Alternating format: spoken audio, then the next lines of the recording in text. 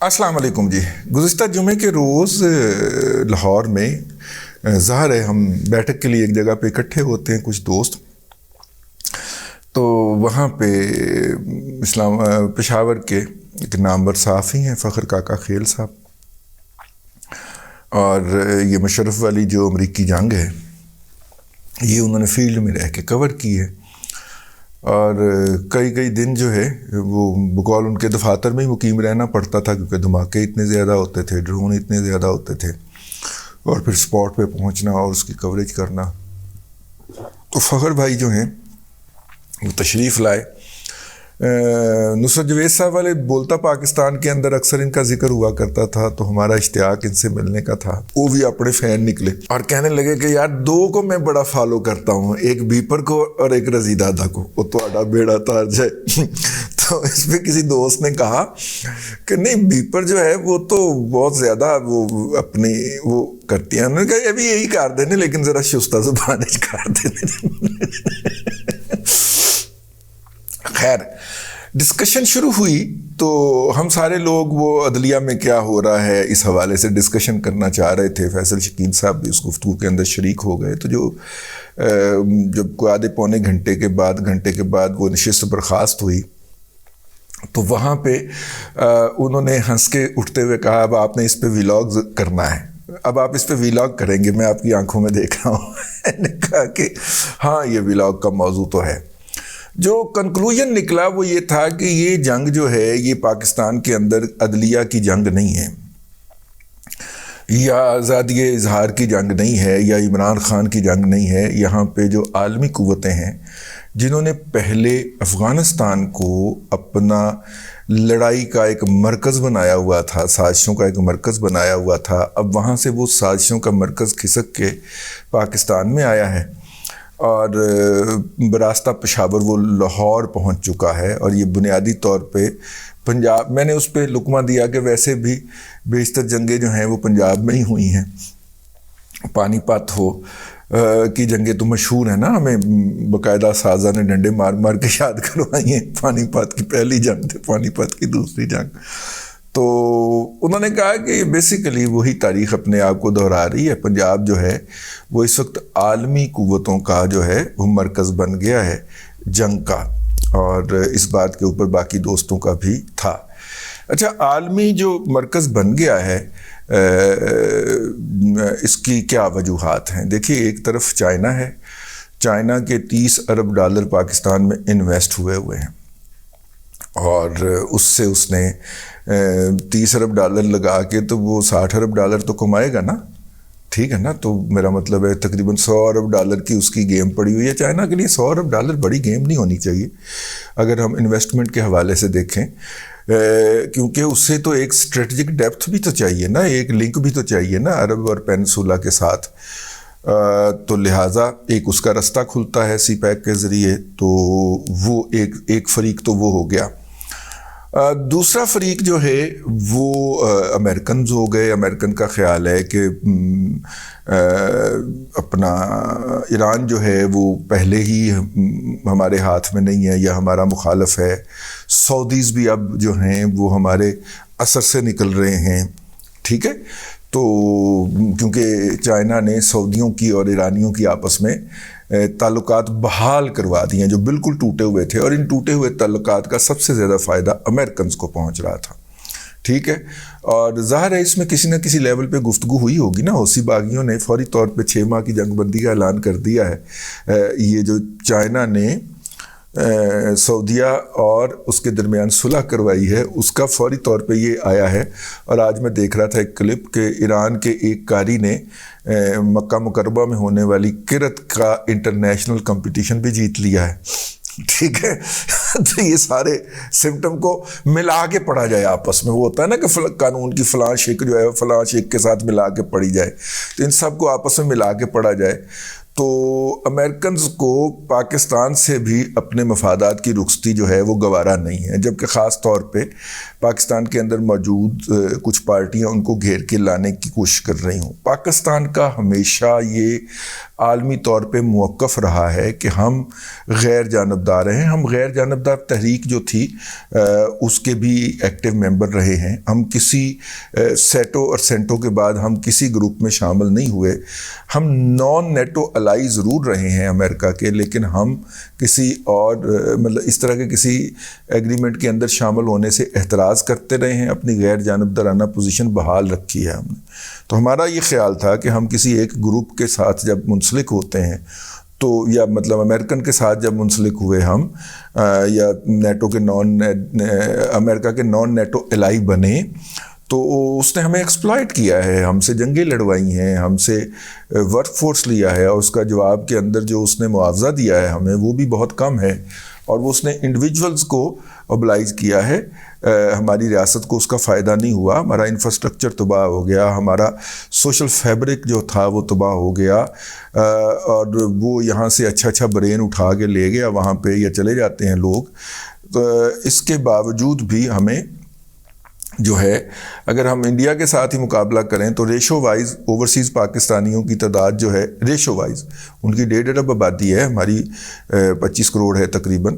تو اگر دیکھا جائے تو جتنے اس وقت ایکسپیٹریٹ پاکستانی باہر ہیں ریشو وائز اتنے انڈین باہر نہیں ہیں اپنے ملک سے۔ تو اس کا مطلب ہے کہ کوئی قوت ہے جو پاکستانیوں کو یہاں سے جانے اور امریکہ یا کسی اور ملک میں آباد ہونے کے اوپر مسلسل قائل رکھتی ہے۔ ایک تو خیر آئین شکنی ہے جس سے ڈسارٹ ہو کے اکثر جو لوگ جا سکتے ہیں وہ چلے جاتے ہیں، لیکن ایک دوسرا رجحان بھی ہے، اور یہ رجحان امریکہ بہادر کی کرم نوازی کے باعث ہمارے اوپر رہا ہے۔ ٹھیک ہے، اب اس صورت کے اندر یہ لڑائی جو یہاں پہ ہو رہی ہے، ایک طرف امریکنز ہیں اور یورپین ہیں، ان کے ساتھ نیٹو ہے، امریکہ ہے، اور دوسری طرف چائنیز ہیں، اور ان دونوں کی آپس میں ہو رہی ہے۔ اب آپ دیکھیے، میں آپ کو چھوٹی سی مثال دینے لگا ہوں۔ مشاہد حسین سید صاحب جو ہیں وہ سینیٹر ہیں PMLN کے، اور اس وقت وہ عمران احمد خان نیازی کی محبت میں مرے جا رہے ہیں۔ اچھا، مزے کی بات یہ ہے کہ مشاہد حسین سید صاحب جو CPEC کے اوپر خصوصی ایک ادارہ بنایا گیا ہوا ہے، اس کے پاکستان کے چیپٹر کو ہیڈ بھی کرتے ہیں، اور مشاہد حسین سید صاحب کو جناب نواز شریف صاحب پچھلے سینٹ انتخابات کے اندر ٹکٹ دینے کے لیے تیار نہیں تھے۔ تو مشاہد حسین سید نے اس وقت پاکستان میں متعین چین کے سفیر کو درمیان میں ڈالا تھا، اور ان کی سفارش کے اوپر میاں نواز شریف صاحب جو تھے انہوں نے ان کو دیا تھا۔ لیکن بڑی عجیب و غریب سی بات ہے کہ وہ چائنیز سفارش سے چائنیز انٹرسٹ کے ساتھ جڑا ہوا شخص پاکستان کے اندر وہ جو ہے وہ کھل کے نواز شریف کی مخالفت کر رہا ہے، نواز شریف کی ڈکلیئرڈ پالیسی کی، اور عمران خان کی محبت کے اندر مرا جا رہا ہے۔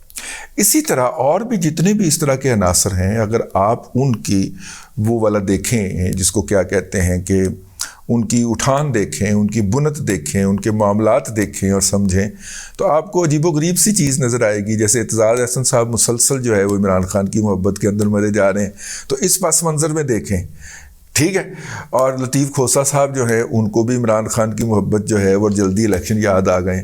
یہ جتنے بھی کریکٹر جو ہیں جو بیونڈ پارٹیز سوچتے ہیں اور اپنے مستقبل کے حوالے سے فیصلے کرتے ہیں، وہ بھی الائی کر رہے ہیں، الائنسز کریٹ کر رہے ہیں مستقبل کے حوالے سے، کہ مستقبل کے اندر ہم سیاست کے اندر ارریلیونٹ نہ ہو جائیں، ٹھیک ہے نا۔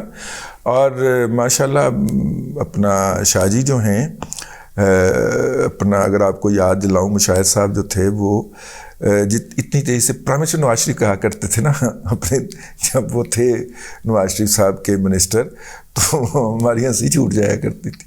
اور شاہ جی وہی ہیں کہ جن کو مشرف نے بند کر کے اور جیل میں رکھا، اور ان کی میرا خیال مسز کو بھی رکھا، لیکن وہ مشرف کی بنائی ہوئی PMLQ کے ہی سیکرٹری جنرل بنے، ٹھیک ہے نا۔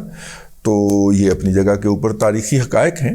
میرا خیال ہے کہ اس کو سمجھنے کے لیے، مطلب تنقید نہیں کر رہا میں، لیکن اس کو سمجھنے کے لیے کہ اس وقت ہو کیا رہا ہے۔ اس وقت جو ہے وہ ایک گھمسان کا رن پڑا ہوا ہے، ہم میدان جنگ بنے ہوئے ہیں، اور یہ اس میدان جنگ کے اندر لڑائی کسی اور کی ہے، لڑی کسی اور کے ساتھ جا رہی ہے، اور ہم ان گمسان کے رن کے اندر گھاس کا ہمارا نقصان ہو رہا ہے، ہم اس کے اندر آگے کچلے جا رہے ہیں، اور یہ جو ہے یہ لڑائی جلدی ختم ہونے والی نہیں ہے، کیونکہ ہمارا جو نیوٹرل رہنے کا شوق ہے اور بالکل رہنا چاہیے ہم کو، میں اس کا حامی ہوں۔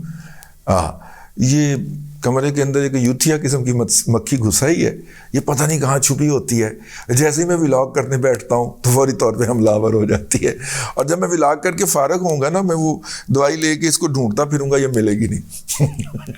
تو یہ یوتھیا مکھی ہے، یہ بھی عمران خان کی سازش ہے۔ تو خیر، یہ جو پاکستان کے اندر یہ جو گھمسان کا رن پڑا ہوا ہے کہ کبھی جناب اپنا کیا نام ہے بندیال صاحب کچھ کر رہے ہیں، اور بندیال صاحب کون ہیں؟ عمر طاہر بندیال صاحب۔ عمر طاہر بندیال صاحب جو ہیں وہ سمدھی ہیں پرویز ملک صاحب کے۔ پرویز ملک صاحب جو تھے وہ مرحوم فوت ہو گئے، وہ PMLN لاہور کے صدر تھے، ان کے صاحبزادے میرا خیال احمد پرویز ملک صاحب ہیں شاید، ٹھیک ہے۔ احمد پرویز ملک صاحب کو PMLN نے oblige کیا، ان کی والدہ کو خواتین ونگ کی چیئر پرسن بھی بنا دیا، اور وہ MNA بھی ہیں۔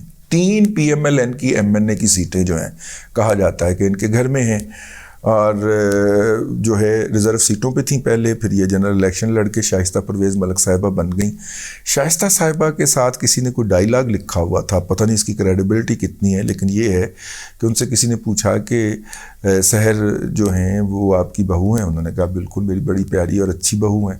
تو انہوں نے کہا کہ کبھی آپ نے اس کے ذریعے جو نواز شریف صاحب کے ساتھ ہوا اس کے حوالے سے ان کو انفلوئنس کرنے کی کوشش کی؟ انہوں نے کہا میری قیادت نے مجھے کہا ہی نہیں، کبھی کہا ہی نہیں۔ مریم نواز شریف صاحبہ جو ہے انہیں کبھی کہا ہی نہیں۔ اچھا جی، اچھا، اس نہ کہنے کی وجہ یہی ہے، وہ نواز شریف صاحب کے خاندان کا جو ٹریڈیشنل ورکنگ ہے کہ کام ایک کرے گا سارے بہ کے ویلے کھان گے، تو جو کام کرنے لگا ہوا ہے اس کے کام کے اندر مداخلت نہیں کرنی۔ تو چونکہ سیاست کا کام نواز شریف صاحب کر رہے ہیں، تو کوئی نہ تو ان کے کام میں مداخلت کرے گا اور نہ ہی ان کو سپورٹ کرے گا، اکیلے ہی لگے رہے۔ مطلب دیکھیں نا، میاں شریف صاحب کام کرتے تھے، باقی 6 کے 6 بھائی جو تھے وہ بیٹھ کے کھاتے تھے، ٹھیک ہے۔ انہوں نے اتنی بڑی امپائر کھڑی کر دی۔ پھر آگے آ جائیں میاں شریف کی اولاد میں، شہباز شریف صاحب کام کرتے تھے، میاں نواز شریف صاحب کو اچھے اچھے کپڑے پہننے، اچھی اچھی گاڑیاں ڈرائیو کرنے، مری اور نتھیا گلی کی سیر کرنے کے لیے رکھا ہوا تھا باقی بھائیوں کو۔ اور تیسرے بھائی جان جو تھے وہ تبلیغی مسجد، تبلیغی جماعت کے ساتھ بھی اور یہ دین کے کام وغیرہ کرنے کے اندر مصروف رہتے تھے۔ تو وہ انہوں نے، ہو سکتا ہے کہ اسی فلسفی کے تحت بھی نواز شریف صاحب کے کام میں کوئی مداخلت نہ کرتا ہو، لیکن مداخلت نہ کرنے کا مطلب یہ کہاں ہو گیا کہ ان کو سپورٹ نہیں کرنا کسی نے، ٹھیک ہے۔ تو بہرحال یہ ایک الگ تھی داستان، لیکن جو احباب نے وہاں پہ رزلٹ نکالا، میں بھی اسی سے متفق ہوں کہ یہ گیم جو ہے، جو بظاہر ہمیں کبھی عدلیہ کی چپکلش نظر آ جاتی ہے، اور جس کا 1 پوائنٹ ایجنڈا ہوتا ہے کہ جناب سی پیک روکنا ہے، اور سی پیک روکنے کے لیے ضروری ہے کہ پاکستان کو سے بہت ساری چیزیں منگوانی ہیں، اور چیزیں منگوانے کے لیے ضروری ہے کہ پاکستان کا IMF کا جو پیکج ہے وہ تھرو نہیں ہونے دینا، اور IMF کا پیکج تھرو نہیں ہوگا تو پاکستان ڈیفالٹ کرے گا، یا ڈیفالٹ کروانا ہے، یا ایک قسم کا ڈیفالٹ جو اناؤنس کروانا ہے، ان کے منہ سے معافی منگوانی ہے۔ تو ایسی صورت تاکہ یہ کل کو چائنا کو نہ کچھ کر سکیں، یا چائنا کو پے بیک نہ کر سکیں، اور چائنا کو وہ والی سہولیات نہ دے سکیں جو ہم دینا چاہ رہے ہیں۔ تو یہ سارا ایک سین اگر سمجھیں تو بات سمجھ میں آتی ہے نا؟ بس اب تک کے لیے اتنا ہی، اگلے ولاگ کے اندر آپ سے پھر انشاءاللہ حاضری ہوگی۔ اللہ تبارک و تعالیٰ آپ کو آسانیاں عطا کرے، اور آسانیاں خلق خدا میں تقسیم کرنے کی توفیق عطا کرے۔